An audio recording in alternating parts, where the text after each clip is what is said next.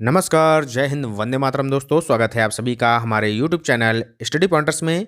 और आज हम यहाँ पर आपके लिए लेकर आ चुके हैं एक इम्पॉर्टेंट लेक्चर 5E मॉडल का। तो क्या है 5E मॉडल, इस पर यहाँ पर हम चर्चा करने वाले हैं और इतनी आसान भाषा में हम आपको यहाँ पर इसको समझाने वाले हैं कि कोई अगर 5वीं क्लास का बच्चा भी ये वीडियो देखेगा तो वो भी यहाँ पर इसको आसानी से समझ जाएगा। और यहाँ से क्वेश्चन आपकी सभी शिक्षक भर्तियों में पूछे जाते हैं, तो वीडियो को बहुत ही ध्यान से देखिएगा और वीडियो को सबसे पहले लाइक और शेयर कर दें। और चैनल से अगर आप पहली बार जुड़े हैं तो चैनल को सब्सक्राइब कर लीजिएगा और बेल आइकॉन को प्रेस कर लीजिएगा, जिससे कि आने वाली वीडियो का नोटिफिकेशन आपको समय से मिल सके। तो चलिए शुरू करते हैं आज का इम्पॉर्टेंट लेक्चर। तो सबसे पहले यहाँ पर हम बात करेंगे कि 5E मॉडल जो है ये किस सिद्धांत पर आधारित है। तो ये आता है आपका रचनावाद सिद्धांत पर आधारित। ठीक है, यहाँ से क्वेश्चन बनता है कि 5E मॉडल जो है किस सिद्धांत पर आधारित है, तो आपका आंसर होगा रचनावाद सिद्धांत पर आधारित है। क्लियर हो गया। नेक्स्ट पॉइंट है कि यह मॉडल छात्रों को उनके अनुभवों से ज्ञान का निर्माण करने में मदद करता है। यह छात्रों को गतिविधियों पर चिंतन करने में सहायता करता है। छात्रों को पिछले विचारों के साथ नए ज्ञान को मिलाने की क्षमता इससे मिलती है। ठीक है, क्लियर हो गया। आगे चलते हैं, अब बात कर लेते हैं कि जो 5E हैं वो इसमें कौन कौन सी हैं। तो 5E का मतलब है, पहली जो आती है स्टेज इंगेज, यानी कि संलग्न करना। ठीक है, इंगेज हो गया। दूसरा है एक्सप्लोर, यानी कि अन्वेषण करना, यानी कि खोज करना। तीसरा है एक्सप्लेन, यानी कि व्याख्या करना। चौथा आता है एलोब्रेट करना, यानी कि विस्तार करना। और पांचवा आता है आपका इवैल्यूएट करना, यानी कि मूल्यांकन करना।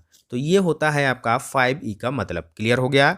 इंगेज, एक्सप्लोर, एक्सप्लेन, एलेबरेट और इवैल्यूएट, यानी कि संलग्न करना, अन्वेषण करना, उसके बाद व्याख्या करना, फिर विस्तार करना और मूल्यांकन करना। ठीक है, अब इसको हम विस्तार से यहाँ पर समझने वाले हैं एक एक करके। ठीक है, तो सबसे पहले यहाँ पर दिया गया है संलग्न करना, यानी कि इंगेज होना। इसी तरीके से नेक्स्ट पॉइंट यहाँ पर अन्वेषण करना दिया गया है। फिर आपका व्याख्या करना आएगा, विस्तार में बताना यानी कि एलोबरेट करना। फिर आता है मूल्यांकन करना, यानी कि इवैल्यूएट करना। ठीक है, तो अगर हम मोटा मोटा यहाँ पर आपको बता दें कि ये सारी चीज़ें क्या हैं, तो सबसे पहले आप समझ लीजिएगा कि जब हम किसी के साथ सबसे पहले यहाँ पर शामिल होते हैं, यानी कि उससे मिलते हैं, यानी कि उससे इंगेज होते हैं, इंगेज आ गया आपका इसमें। और फिर उसके साथ हम कुछ काम करते हैं, कुछ खोजने की कोशिश करते हैं, उसके पूर्व ज्ञान को समझते हैं सबसे पहले कि बच्चे का पूर्व ज्ञान क्या है। फिर उसके साथ हम मिलकर खोजते हैं, यानी कि उसको क्या करते हैं, एक्सप्लोर करते हैं, यानी कि अन्वेषण करते हैं।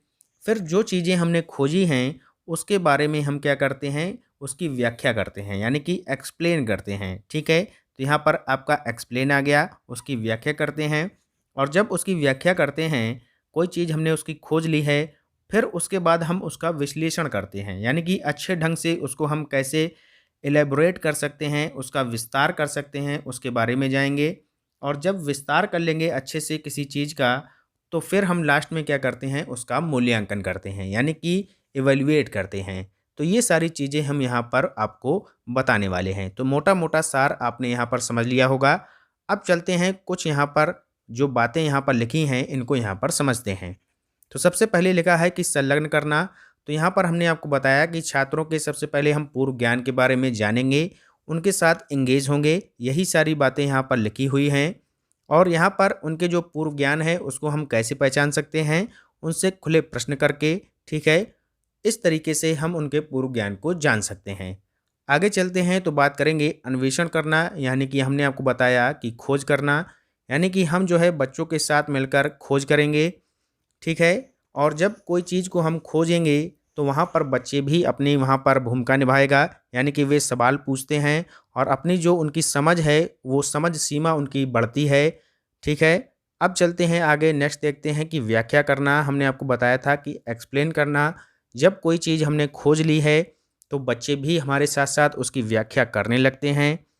और जब बच्चे वहाँ पर व्याख्या करने लगते हैं तो उसी से रिलेटेड वो जो है क्वेश्चन अपने शिक्षक से पूछते हैं।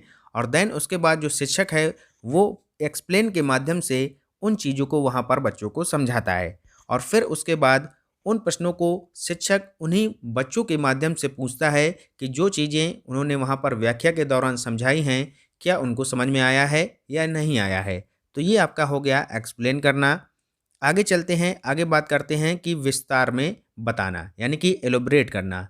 तो एलोबरेट क्या होता है कि अभी हमने आपको बताया कि जब हमने किसी चीज़ की खोज कर ली, उसके बाद उसकी व्याख्या कर ली, अब होता है कि विस्तार में यानी कि उसको और विश्लेषण करना, यानी कि एलोबरेट करना कि और इसमें हम क्या अच्छे से सीख सकते हैं। तो ये हमें यहाँ पर बच्चों को समझाना है कि जो चीज़ें हमने सीखी हैं, उसमें हम और क्या अच्छे ढंग से उसको एलोबरेट कर सकते हैं और कितना हम उसको विस्तारित कर सकते हैं, ये चीज़ें यहाँ पर बताई गई हैं। आगे चलते हैं, फिर लास्ट में आपका आता है मूल्यांकन करना यानी कि इवैल्यूएट करना। तो इवैल्यूएट का मतलब हमने क्या बताया था आपको कि जब सब चीज़ें हो जाती हैं तो लास्ट में जो है शिक्षक क्या करता है, उसको इवैल्यूएट करता है किसके माध्यम से, तो विभिन्न मूल्यांकन जो हैं वो जो रणनीतियाँ हैं उनका उपयोग करता है, जैसे कि स्वमूल्यांकन के द्वारा, सहकर्मी मूल्यांकन के द्वारा, लेखन कार्य देकर और परीक्षा के माध्यम से मूल्यांकन करता है। एक प्रतिबिंब, एक परियोजना, एक पुस्तक रिपोर्ट के माध्यम से वो बच्चों का मूल्यांकन करता है। तो ये सारी चीज़ें यहाँ पर दी गई हैं। हमने आपको शॉर्ट में बताने की काफ़ी कोशिश की है और अगर आपको कुछ यहाँ पर समझ में आया है तो ज़रूर हमें कमेंट बॉक्स में बताएं। तो ये सारी चीज़ें थीं और ये था आपका 5E मॉडल। और वीडियो आपको कैसा लगा ज़रूर हमें कमेंट बॉक्स में बताएं। मिलते हैं नेक्स्ट वीडियो में। और अगर आपको इसका PDF चाहिए तो हमारे टेलीग्राम चैनल को ज्वाइन कर लीजिएगा। डिस्क्रिप्शन में उसका लिंक दे दिया गया है, वहाँ से जाकर आप इसका PDF पा सकते हैं। तो मिलते हैं एक नेक्स्ट नए टॉपिक के साथ, तब तक के लिए पढ़ते रहिए और आगे बढ़ते रहिए। जय हिंद, जय भारत।